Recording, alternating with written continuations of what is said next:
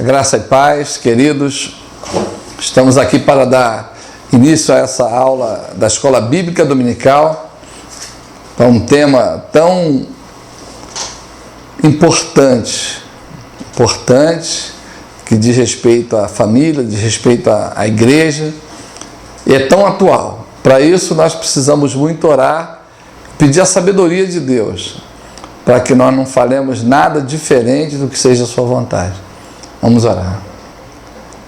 Pai de amor, no nome de Jesus, eu venho te agradecer por essa oportunidade de trazer à luz esse assunto tão importante. Eu venho te pedir, no nome de Jesus, a tua sabedoria, Pai. Ministra o meu coração, aos nossos corações, para nós entendermos os teus propósitos diante da tua palavra e esse tema. Eu que te peço, Deus, em nome de Jesus. Amém. Querido, muito tem se falado, é um assunto que está em voga, temos pessoas tão qualificadas que têm falado sobre esse tema, e a nossa revista trouxe também esse tema para que nós pudéssemos explanar sobre ele. Então, primeiro eu gostaria de falar que, qual é o tema? O tema é divórcio à luz da Bíblia. O que não é o tema? O que não é uma aplicação a um caso específico. Quero que todos os irmãos que estão me ouvindo entendam que eu jamais estarei me dirigindo a um caso específico. Estou me restringindo ao que a Bíblia diz. O divórcio à luz da palavra de Deus. Quero até que você que já me ouviu falar sobre esse tema, entenda que eu busquei de Deus, na sua palavra, um esclarecimento para que Ele pudesse nos trazer uma palavra que de fato expressasse o propósito de Deus em relação a esse tema. Então não é uma aplicação a um caso específico, é uma visão também contextualizada, ou seja, vamos entender que quando se fala de divórcio no dia de hoje, há uma sociedade diferente. Não que eu queira dizer que Deus mude o seu posicionamento, mas eu quero que nós entendamos que a sociedade, as leis, elas evoluíram, elas mudaram, e no contexto de hoje há um entendimento diferente do passado, no que diz respeito às leis que foram ordenanças, e a Bíblia nos diz que nós devemos obedecer às leis e às autoridades.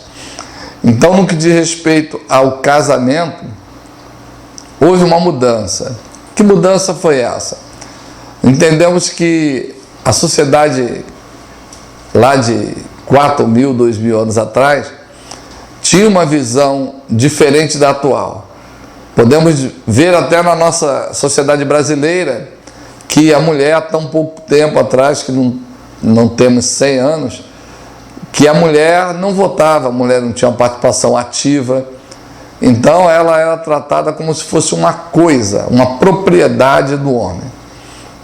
E nos dias de hoje nós entendemos que não, que a mulher, assim como Jesus tratou de uma forma respeitosa, as leis foram criadas a fim de que o homem também tratasse dessa maneira, uma maneira respeitosa. Então, os princípios são da nova aliança.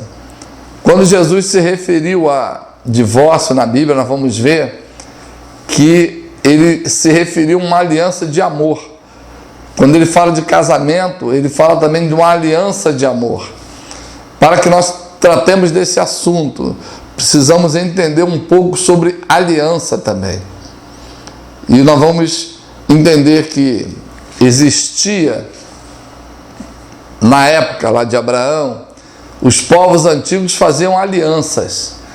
E essas alianças, uma delas, ele pegava o animal, né, ele partia o animal ao meio, colocava o animal lá, partido, sangrando lá, as duas pessoas passavam nesse animal e ali eles ratificavam a sua aliança, a sua palavra, empenhavam a sua palavra da aliança, que dizia que se um de nós dois descumprirmos aquilo que estamos tratando, aconteça conosco, com esse que descumpriu, o que aconteceu com esse animal.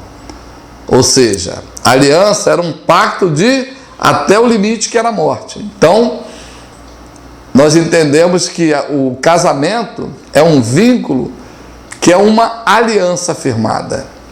Aliança em amor. A condição dessa aliança é o amor. Entendemos que casamento dentro do propósito de Deus é uma aliança entre duas pessoas. Elas diante do Senhor firmam essa aliança. E baseado nessa aliança, foi instituído o casamento. Costumo sempre dizer ao fazer casamento que o casamento religioso ele é revestido de uma importância tão maior que o civil, que nós somos capazes, é possível convertermos um casamento religioso em civil.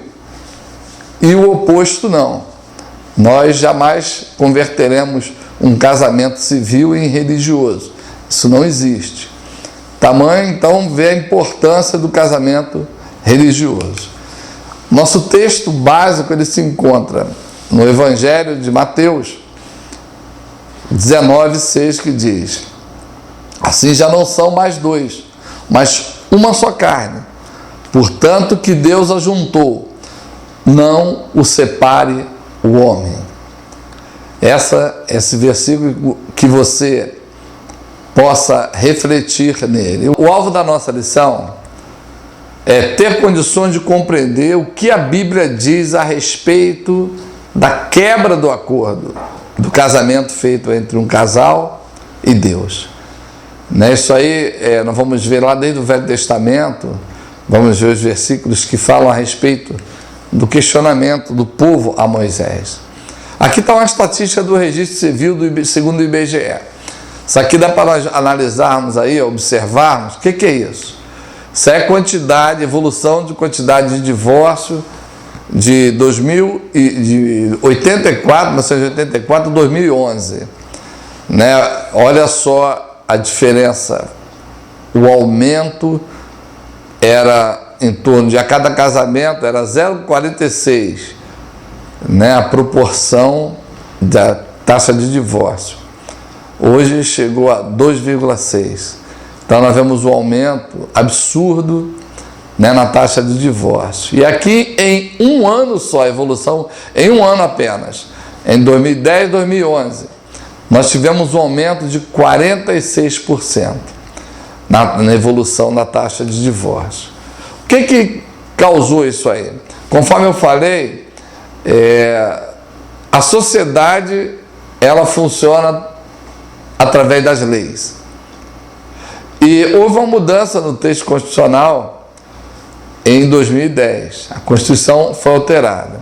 Ela derrubou aquela etapa prévia que havia de separação para converter em divórcio. E isso já causou um aumento, um tempo médio do casamento diminuiu em 3 anos. E aí a idade também dos divórcios aconteceram, dos divorciados, diminuiu em um ano. Só essa alteração constitucional. E chegou-se à taxa de 50%, menos de 50%, o percentual dos que permanecem casados. E hoje na verdade, nós temos dois extremos, Aí nós vamos ter que ir lá para a história. Na época de Jesus existia 2 escolas. Essas escolas uma era de Hilel e a outra de Shammai. Esse Hilel era possivelmente um neto de Gamaliel. Essas 2 escolas, qual a diferença básica delas? A escola de Shammai era mais rígida.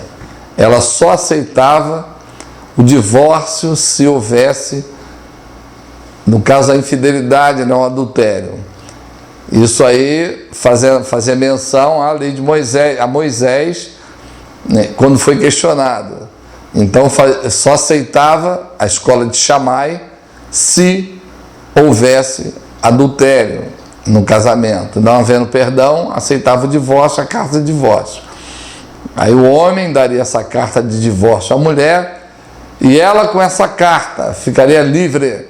Se ele colocasse no texto lá, inclusive, ficaria livre para o segundo casamento. Ele estava liberando a mulher através dessa carta de divórcio. Isso foi o que Moisés falou, né? Moisés cedeu, porque Jesus falou, não foi assim desde o princípio. Mas Moisés, ele aceitou que o homem lavrasse a carta de divórcio para a mulher, liberando-a para o segundo casamento. E é bem verdade que quando se fala em divórcio,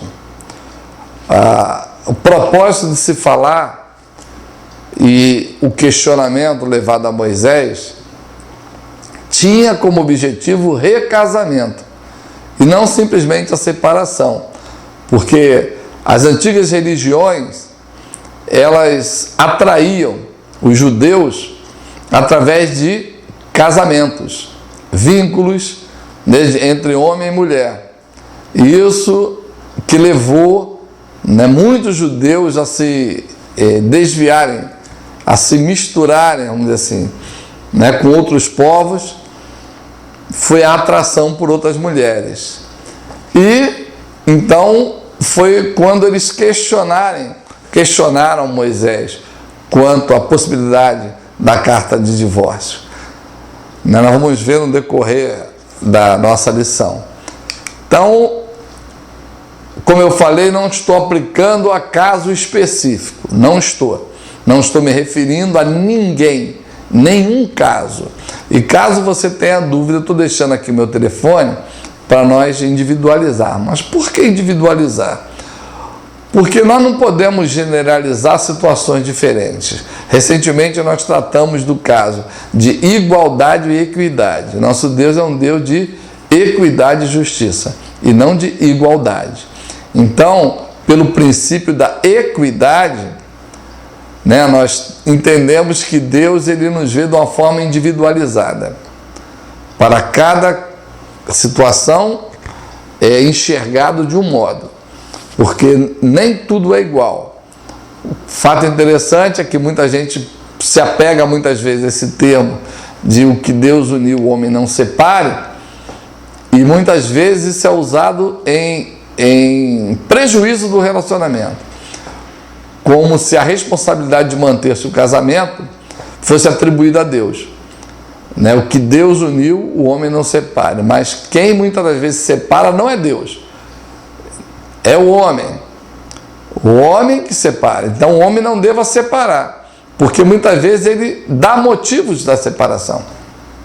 Então essa quebra de aliança, ela muitas vezes ocorre em função de situações distintas. Exemplo, hoje, se um homem hoje agride uma mulher, ele pratica um crime, o que nas sociedades anteriores não se levantava esse assunto de crime. A mulher teria que suportar. E hoje, ao ocorrer uma situação de agressão, a primeira atitude que a mulher deve tomar é denunciar essa agressão. E se a lei fosse um pouco mais completa, ela trataria também de uma quebra dessa aliança que foi firmada, que ao casar, um se comprometeu a cuidar do outro e não agredir. Então, dá para entender que o contexto é outro das sociedades primitivas. Então, hoje nós temos uma lei que rege o relacionamento, que a própria agressão, que a agressão não se limita à agressão física, mas à agressão verbal de ambas as partes, também é uma quebra de aliança. Então a gente vê que o assunto é bem abrangente. Então, dúvidas eu me coloco à disposição aí para nós tratarmos da forma individualizada. Então nós vemos por que esse assunto é tão polêmico, né? Por que essa polêmica nos dias de hoje? Porque não se chega a um denominador comum? É um assunto que, por vezes, muitos acreditam não ter solução bíblica, mas nós vamos ver que tem. Deus nos trata de uma forma individualizada. Por que não há consenso nesse debate na igreja? Hoje nós continuamos tendo, no mínimo, 2 escolas.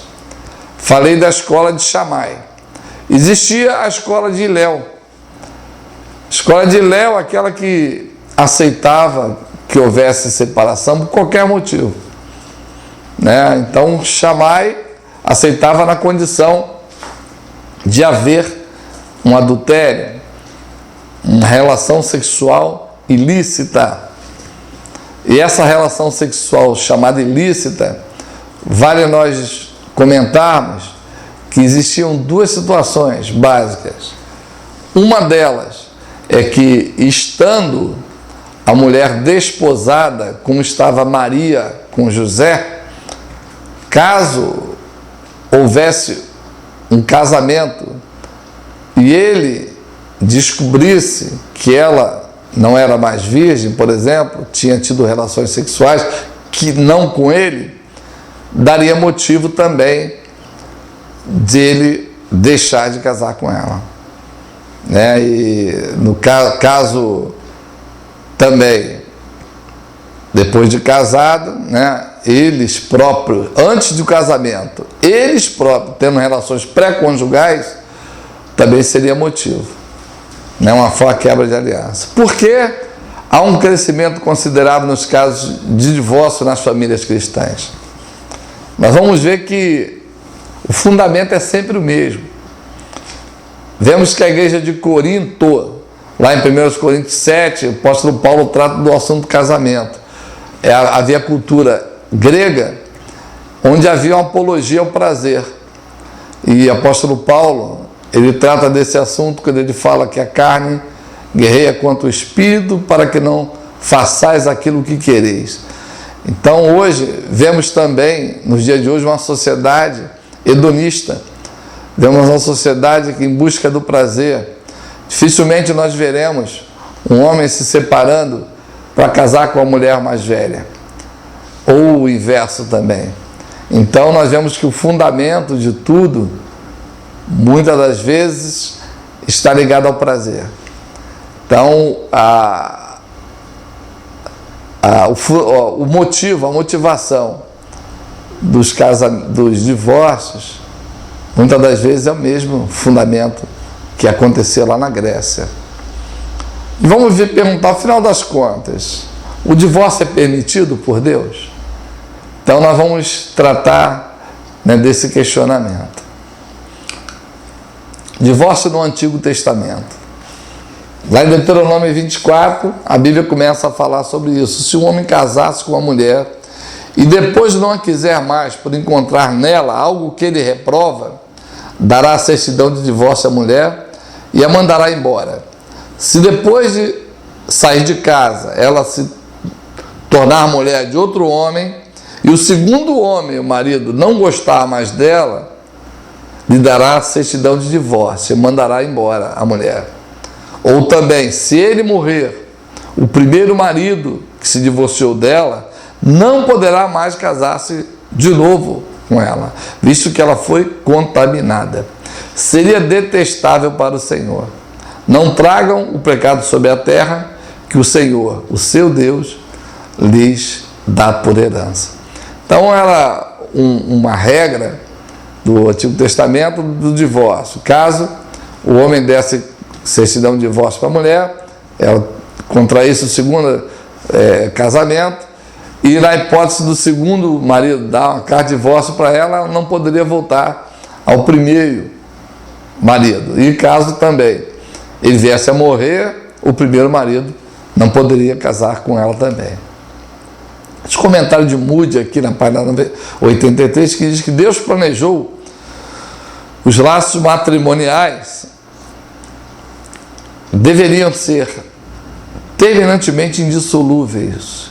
Se une, é a palavra debak, que significa colar-se-á a sua esposa, sua própria esposa. A palavra mulher está no singular. O homem, que é o mais forte, é o que une-se a ela.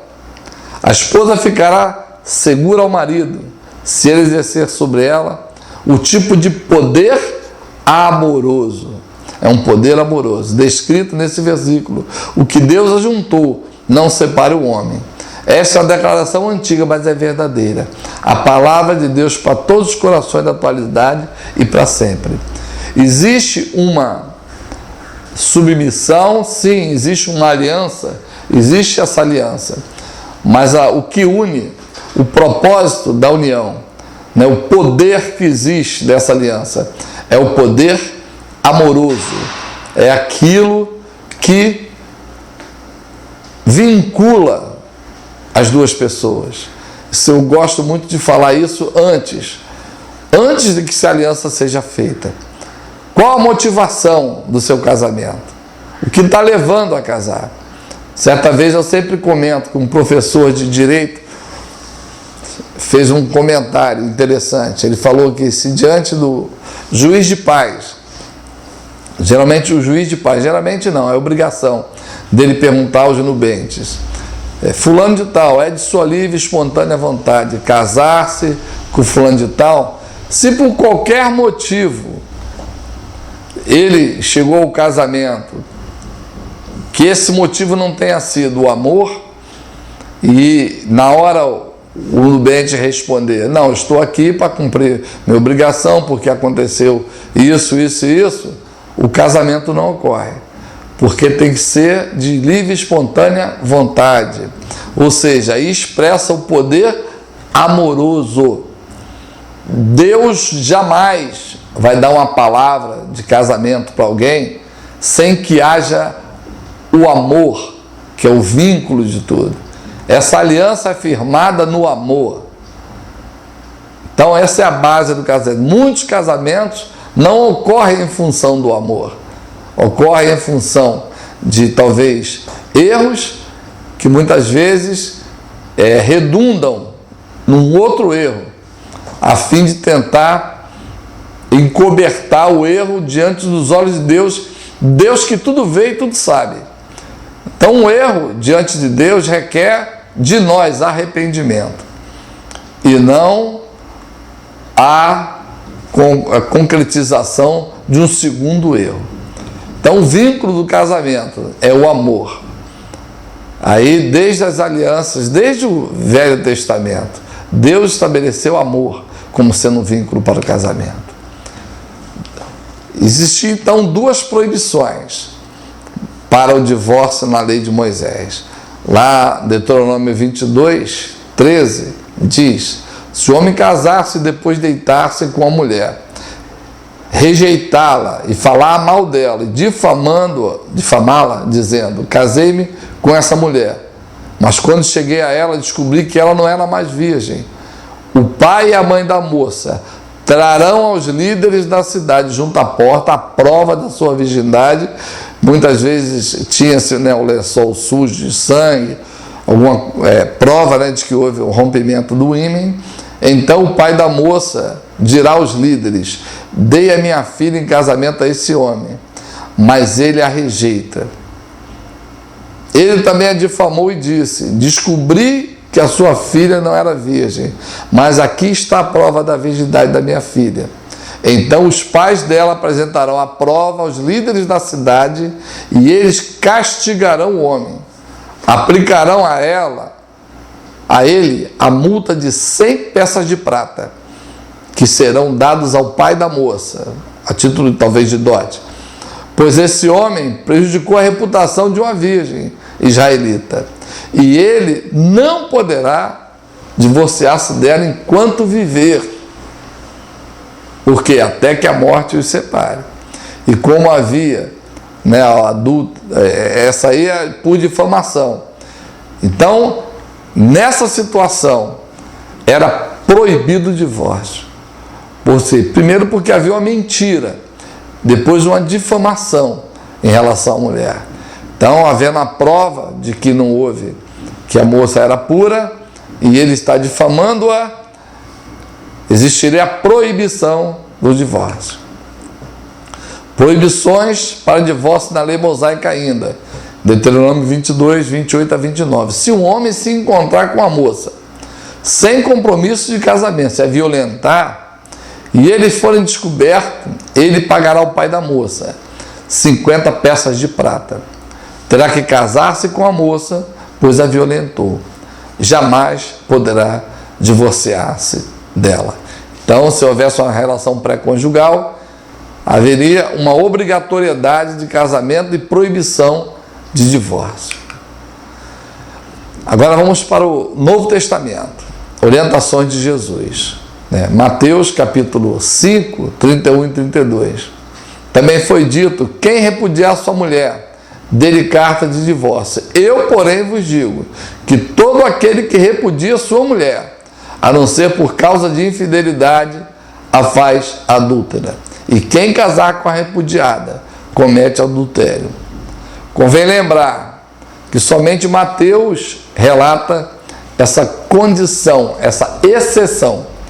Nós não vamos encontrar essa exceção nem no Evangelho de Marcos, nem de Lucas. Estou falando aqui de Bíblia. Não estou querendo emitir minha opinião. Estou relatando. Biblicamente, somente Mateus cria essa exceção. Lucas e Marcos, que tratam desse assunto também, não tem essa exceção. Somente Mateus coloca. Porque Mateus escreveu para judeus.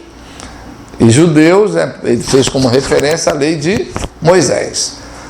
Então, essa exceção não existe no Evangelho de Marcos nem de Lucas. Somente no Evangelho de Mateus. Convém lembrar.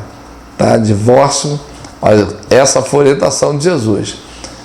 Maus tratos que as mulheres sofriam, as questões que eram envolvidas. Conforme eu falei, existiam casos de maus tratos, de simplesmente o homem querer trocar a mulher porque ele queria um prazer com a mulher mais jovem. Tudo isso acontecia. O marido deveria tratar a mulher dignamente. Deus quis assim, que o homem tratasse a mulher dignamente. Daí as leis que protegiam a mulher. E o posicionamento da lei de Moisés também. As razões para repúdio, divórcio, eram relações sexuais ilícitas. O termo era porneia, que, embora no nosso português aqui há uma interpretação diferente, porém o termo é porneia.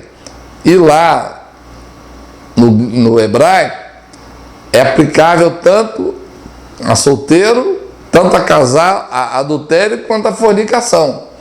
Mas os intérpretes da nossa língua aqui atribuem o termo para solteiro, fornicação, e para casado, adultério, que vem a ser relações sexuais ilícitas. A própria relação pré-conjugal é uma relação sexual ilícita, porneia. E o adultério, que é uma relação sexual ilícita, também porneia. Então, essas eram as razões aceitas por Mateus. Essas razões tornavam a mulher adúltera, tanto a mulher que tinha relações pré-conjugais, quanto a mulher casada com uma relação sexual ilícita. Aquele que se casasse com essa mulher se tornaria também um adúltero. Uma mulher que foi repudiada, não sendo por relações sexuais ilícitas, se fosse, teria a carta de divórcio. E nessa carta de divórcio estaria escrito que a mulher estaria livre para contrair uma outra relação com outro homem. Então, o propósito da carta de divórcio não era só a separação, não era só repudiar a mulher, mas era o recasamento, liberá-la para um outro casamento. A primeira pergunta: é lícito repudiar a mulher por qualquer motivo? Qualquer motivo, não gostei da comida que ela faz, não gostei da forma que ela fala, não gostei da forma, que ela se comporta, não gostei da forma que ela se veste. É lícito? Resposta de Jesus: o casamento é uma instituição indissolúvel. A Bíblia diz. Segunda pergunta: por que então mandou Moisés dar carta de divórcio e repudiar? Agora vamos voltar para a sociedade anterior lá. Caso isso não acontecesse, a mulher seria o quê? Ela não poderia, ela seria uma mulher abandonada e ao mesmo tempo não teria uma explicação para esse abandono. Já na carta de divórcio, o homem estava liberando a mulher. Ela podia mostrar que ela estava liberada por ele e poderia casar novamente. Então, por que então mandou Moisés dar carta de divórcio? A pergunta que eles falam: por que Moisés mandou? A resposta de Jesus foi: Moisés não mandou. Ele apenas permitiu. Por quê? Por causa da dureza do coração dos homens. Essa nunca foi a vontade de Deus. Moisés fez uma concessão com respeito aos desígnios de Deus. Olha a diferença. Então, é como lá o diabo falou: Deus falou que não pode comer de todas essas frutas. Não foi assim que o Senhor falou. Há uma distorção também. Moisés não ordenou isso. Ele concedeu. Aí vamos ver o porquê. A mulher era a propriedade do homem. Se ela não tivesse uma carta de divórcio, ela ia ser abandonada, possivelmente sem o direito de casar, se obter uma nova comunhão. Aí vamos trazer para os dias de hoje. Que um homem que agrida uma mulher, ela teria que suportar a agressão? Se nós entendermos que a situação que Moisés se encontrava, a mulher abandonada pelo marido, o marido optou por não mais coabitar com ela, e aí? Essa mulher fica sendo, ela é a parte ofendida. Como é que ela ficaria? Sem casar de novo? Ela não fez nada de errado, quem fez foi o homem. Então Moisés concedeu, ele daria carta de divórcio, era uma forma também de, entre aspas, compensar o erro dele, da parte que errou. Por um lado, ela fica livre para contrair uma outra relação. Isso foi a concessão de Moisés. E vamos trazer para os dias de hoje. Seria lícito, seria justo alguém que não falhou na relação se obrigar a não ter uma relação com ninguém porque se casou com um agressor, com alguém que agredia a pessoa? Quem seria o penalizado numa situação dessa? O homem abandonaria, teria um segundo casamento. Aí a mulher, em compensação, não poderia ter.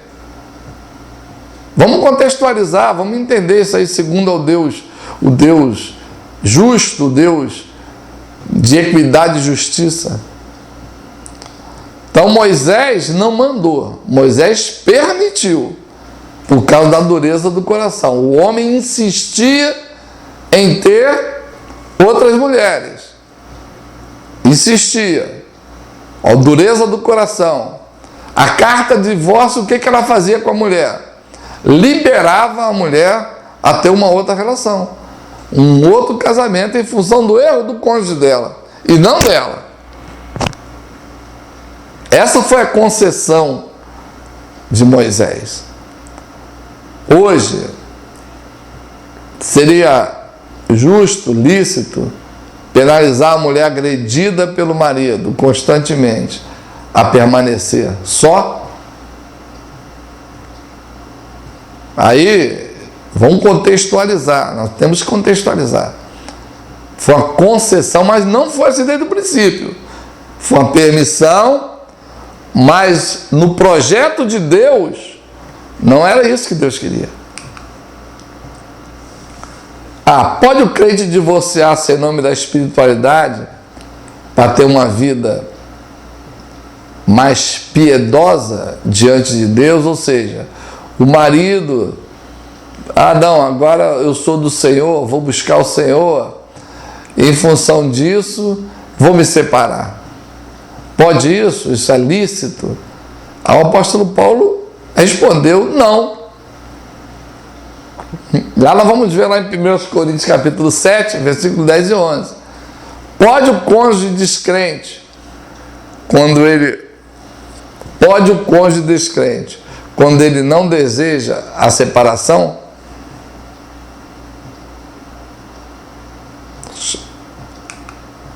Não. Ou seja, o cônjuge descrente, a pessoa vai e se converte. Casal, o homem vem para Jesus, ou a mulher se converte. É um caso, de repente, mais comum.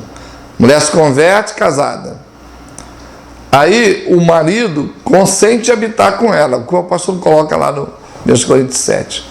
Se ele consente habitar com ela, não separe.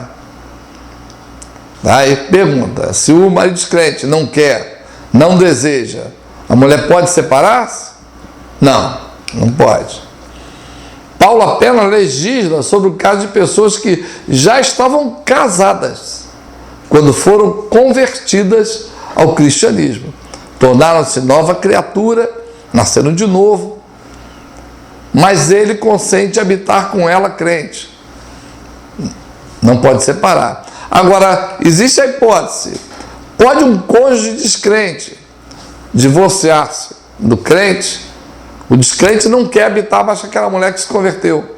Vieram para Jesus casados, porém ele falou assim: não, eu não quero ficar com a mulher crente. Ou você vai ter que escolher, porque se você continuar com a sua fé, eu vou te abandonar. Aí sim, ela está livre, que a Bíblia diz lá: se ela veio para Jesus crente e o marido descrente não consente habitar com ela crente, aí ela pode estar livre. É o que o apóstolo Paulo coloca lá. Ele esclarece que em tais casos não fica sujeito à servidão. Ou seja, ela quer servir a Cristo, mas ele não consente habitar com ela sendo crente. Aí sim, nesse caso, é concedido. Não há motivo para insistir num casamento em que o outro cônjuge está determinado a divorciar-se. Ele falou: se eu não quero você crente. Aí ela vai concordar de uma forma o quê?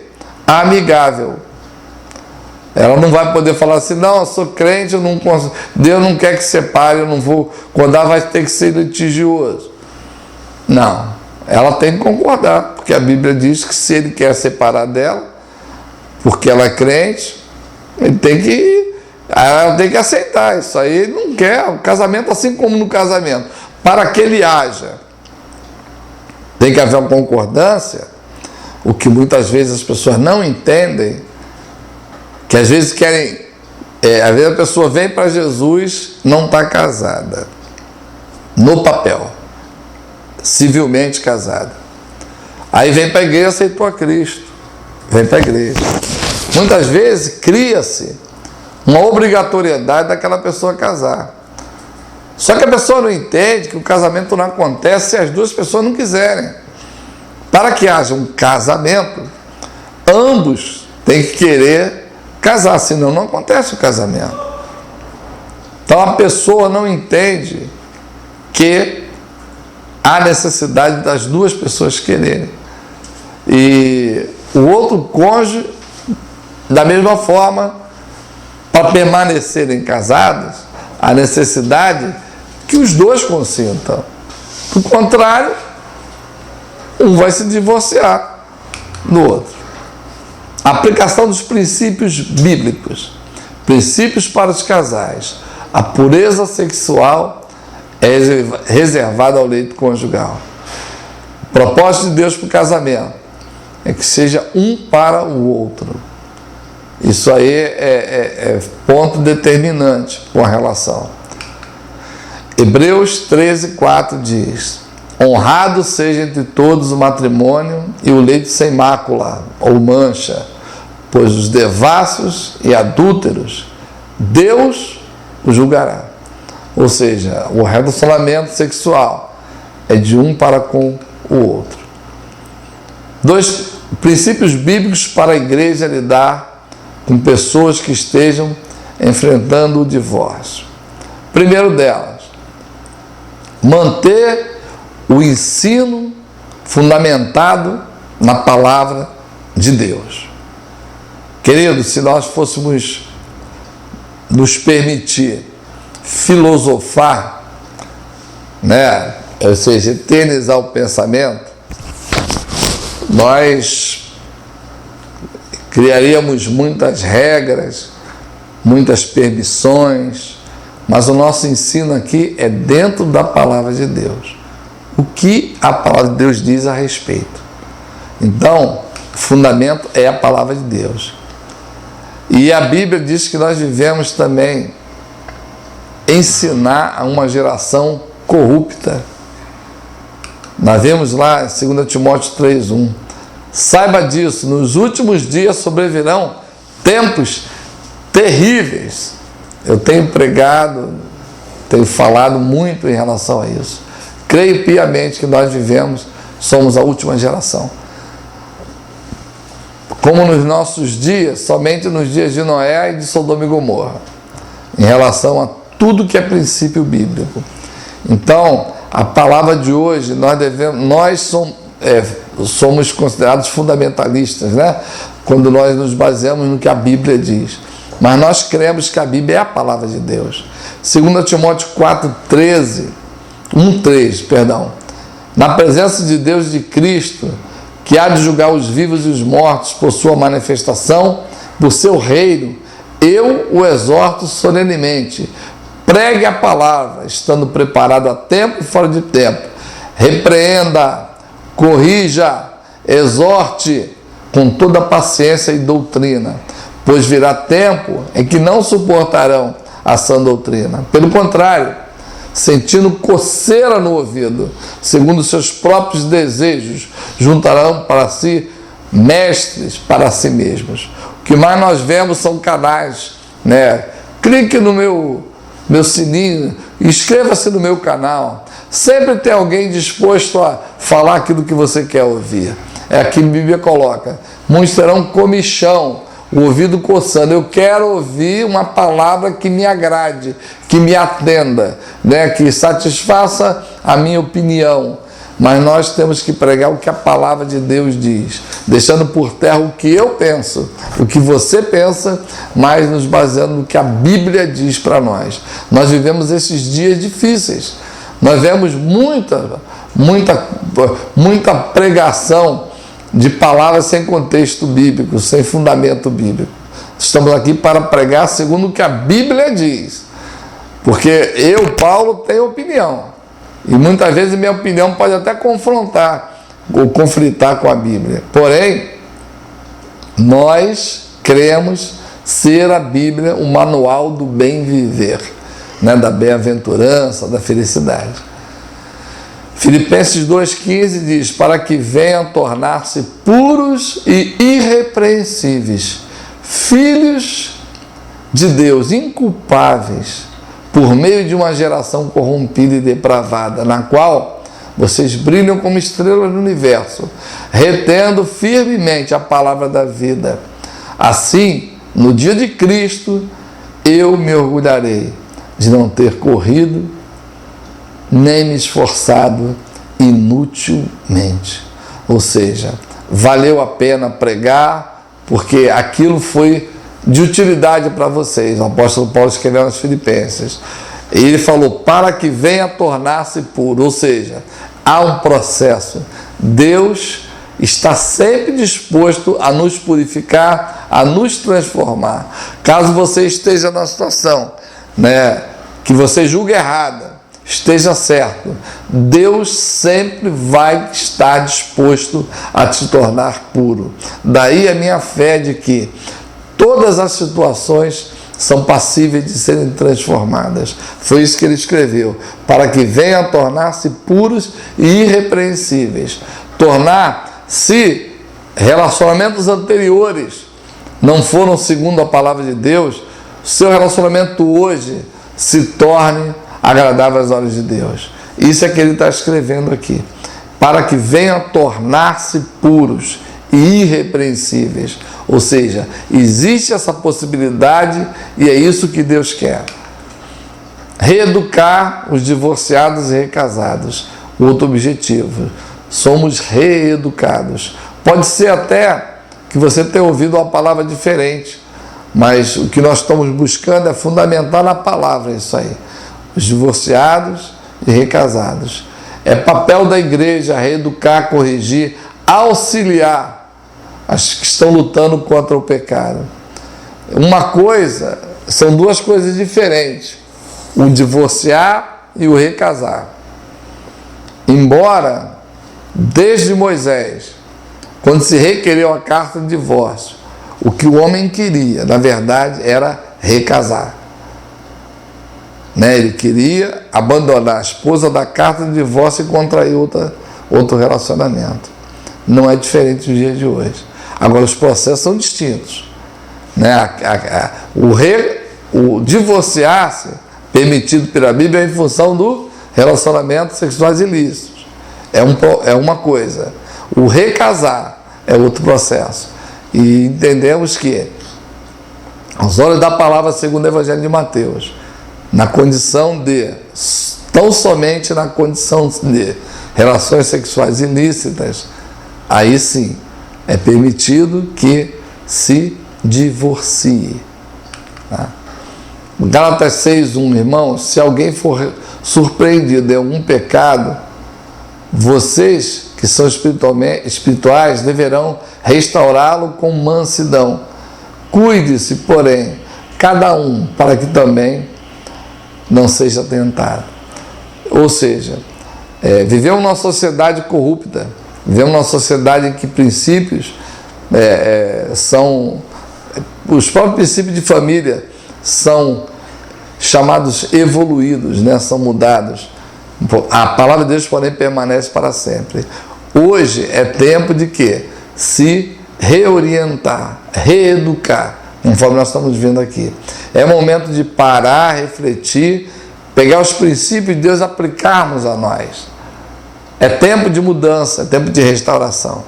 Aconselhar e consolar pessoas que estão sofrendo por causa do pecado. O pecado, o propósito dele é destruir o homem. Desde o Éden, vemos lá que o pecado gerou a morte. E nos dias de hoje também, o propósito é matar espiritualmente, é matar o homem. Se a sua comunhão foi rompida por algum motivo, é tempo de você se reeducar. Deus quer reeducar hoje. Deus quer corrigir hoje. O Senhor tem propósito de nos trazer o caminho que Ele traçou para nós. Há um caminho a nós perseguir. E hoje Deus te chama, Deus nos chama a nos reeducarmos no caminho do Senhor. 1 Tessalonicenses 5,14 fala: exortamos vocês, irmãos, a que advirtam os ociosos, confortem os desanimados, auxiliem os fracos, sejam pacientes com todos. estamos falando que a Bíblia diz: Deus nos ama. Se tudo está difícil, busque a Deus. O salmista, ele falava, né, laços de morte me cercaram. Ele começa a contar de toda a contrição, tudo que ele passou, mas no final ele fala: o Senhor não me desamparou. Hoje, no dia de hoje, pode ser que você esteja passando dificuldade em relação ao pecado, mas Deus quer corrigir a sua vida. Deus quer transformar a sua vida. Cuidar das pessoas, cuidar daqueles que estão enfrentando problemas conjugais, acompanhar, aconselhar pessoas com dificuldade no âmbito matrimonial. Trazer para uma visão bíblica, trazer para um propósito bíblico. O que está levando a isso? Deus não abandona os seus. Busque ao Senhor com intensidade. Deus vai te amparar. E considerando-nos uns aos outros, para incentivarmos-nos ao amor e às boas obras. O Senhor Deus, Ele quer nos ajudar. O Senhor Deus, Ele nos ama. O Senhor Deus nos quer ver nos seus caminhos. O Senhor tem prazer em nos restaurar. Tem prazer em nos colocar de pé. Deus é aquele que, quando tudo diz que não, conforme nós louvamos, né? A voz dele é que ele te chama. Quando ouvir a voz, né? A voz que diz, né? Esse é o caminho, andai nele. Você vai ouvir essa voz. Se você buscar o Senhor de todo o seu coração, você ouvirá essa palavra. Esse é o caminho, andai nele. Hebreus 10, 24, 25 diz: não deixemos de reunirmos-nos como igreja, segundo o costume de alguns, mas encorajemo-nos uns aos outros, ainda mais quando vocês veem que se aproxima o dia. Eu tenho pregado, Deus tem falado ao meu coração. Vivemos os últimos dias e congregar envolve esse tipo de tratamento. Para sermos igreja, é necessário que nós andemos como igreja. O apóstolo Paulo rogou, né? Rogo-vos, pela compaixão de Jesus Cristo, que andeis da forma digna da vocação que foste chamado. Então nós só poderemos ter mudança se nós estivermos dentro do contexto de igreja. Só vamos ser tratáveis se estivermos nesse ambiente de igreja.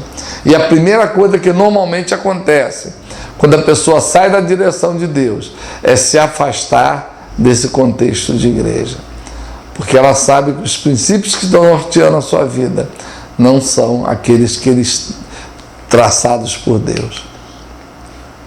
Princípios bíblicos divorciados. Não perca a sua confiança em Deus, querido. Em meio a toda tribulação, toda tentação, tudo que aparecer, não perca a sua confiança em Deus. O Senhor é aquele que te guarda.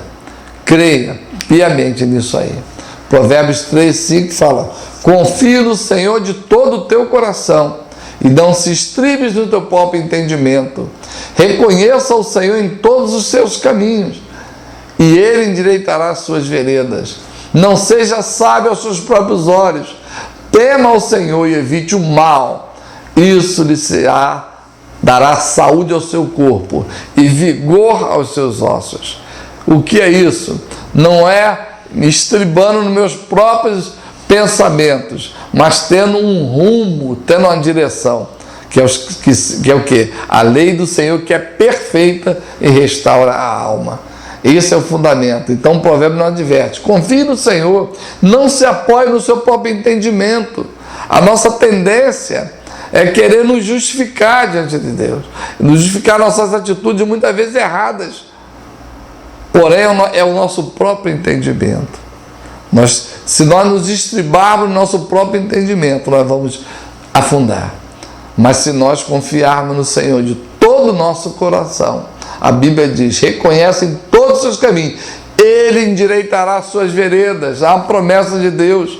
Ele garante que Ele endireitará nossas veredas. Então, qual é a saída numa situação difícil, no embaraço, qual é a saída? É buscar o Senhor de todo o nosso coração. Ele endireitará as nossas veredas. Deus tem prazer de endireitar veredas. E não sermos sábios aos nossos próprios olhos. Nós carecemos da misericórdia de Deus. Nós não somos nada sem Deus. Nós não temos sabedoria alguma que tenha poder de nos levar ao Senhor.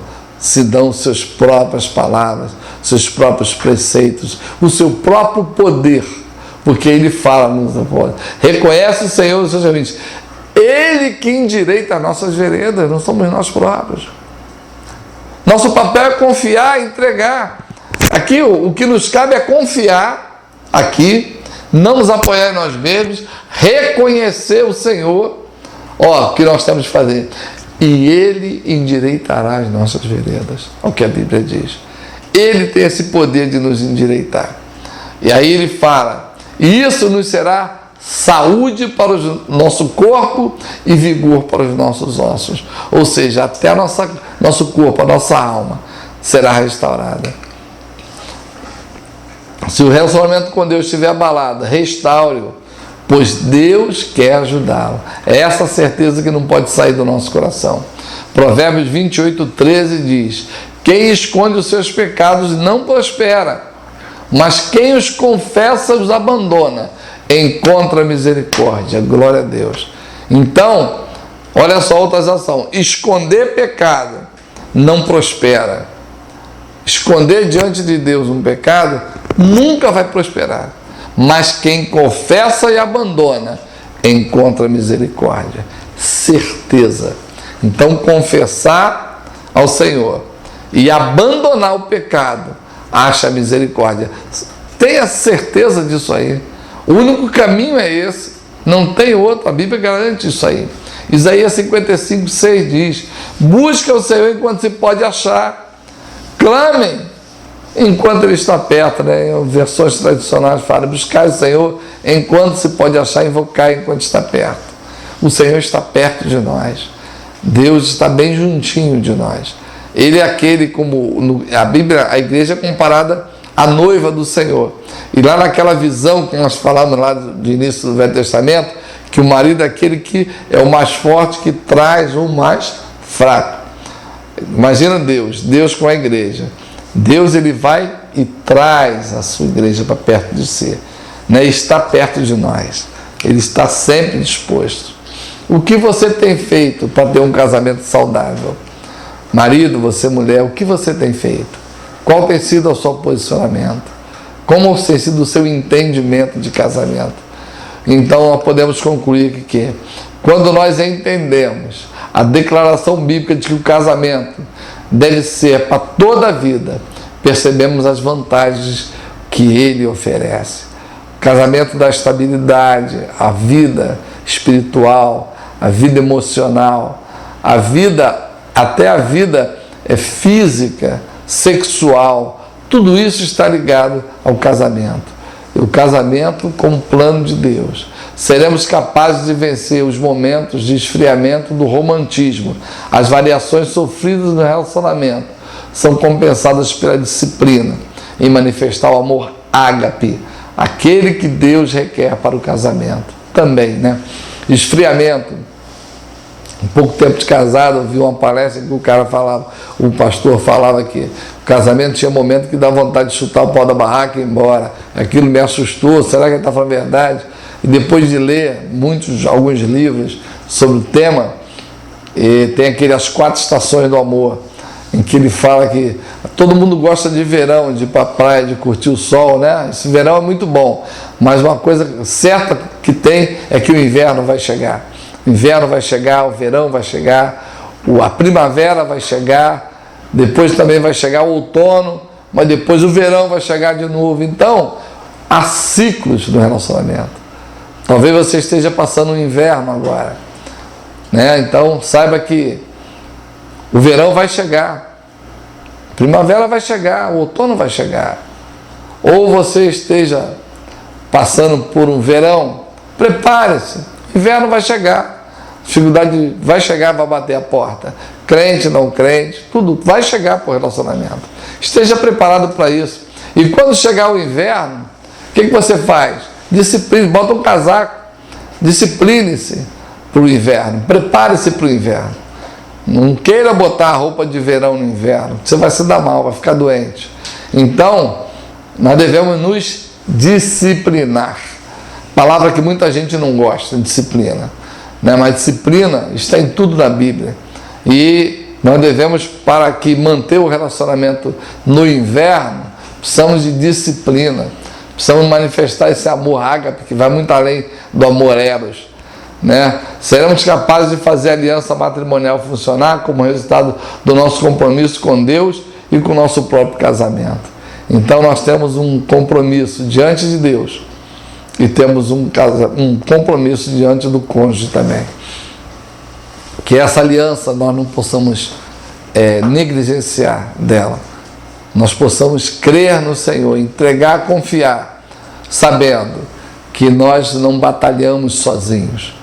Nós estamos juntos com o Todo-Poderoso, El Shaddai, a estrela da manhã, o Todo-Poderoso está conosco, é nosso amigo, o louvor fala, né? O Todo-Poderoso é meu amigo, sua voz acalma o mar, faz milagre acontecer. Posso crer e descansar em Deus. O louvor diz. Eu quero orar com você agora, encerrando, concluímos aqui, não queremos esgotar esse assunto, mas que você saiba que o seu casamento, para que seja um casamento bíblico, ele tem que ser um casamento até que a morte o separe. Seu casamento é uma aliança, e essa aliança é a aliança que só pode ser rompida. Ela, como as alianças antigas, elas importavam em morte. E vemos que não existe divórcio sem dor. Não existe quebra de aliança sem que haja prejuízo. Vamos orar para que Deus fortaleça os casamentos, para que Deus nos ajude a nos disciplinar, para que Ele nos socorra na dificuldade, para que Ele endireite as nossas veredas e dessa maneira possamos ser bem-aventurados, felizes, e possamos, através do nosso casamento, o nosso lar, nosso leito, seja um leito sem mácula. O Senhor possa tirar toda a mácula, possa transformar o seu lamento em baile, e dessa maneira o nome dele ser glorificado através da sua vida, da minha vida. Oremos ao Senhor. Deus de amor, no nome do Senhor Jesus, eu quero te agradecer pela tua palavra que é fiel e verdadeira, que ela possa se cumprir em nós, Senhor, que nós possamos buscar forças em Ti, e dessa maneira, Senhor, invocarmos enquanto o Senhor está perto, buscarmos a Ti de todo o nosso coração, e dessa maneira Tu possas endireitar nossas veredas, os nossos caminhos, Tu possa nos fazer, Senhor, caminhar em pastos verdejantes, e dessa maneira, Senhor, desfrutarmos o melhor da terra, experimentarmos o Teu favor, sermos bem-aventurados. Eu quero ministrar a Tua bênção sobre todos aqueles que estão ouvindo, Pai, essa mensagem, e que o Teu Espírito de poder, o Espírito Santo, está presente, Senhor, em todo lugar, que Ele possa agir no nosso coração, e dessa maneira a nossa vida seja para o louvor, para a honra e para a glória do nome de Jesus. Amém. Entre em contato comigo se você quiser no número que eu falei. Liga para mim, membro da Igreja Peniel. Você que é membro de outra igreja, procure o pastor da sua igreja. Seja orientado, e dessa forma nós possamos viver uma vida de igreja, possamos estar sendo tratados por Deus e nossa vida restaurada, em nome de Jesus. Shalom.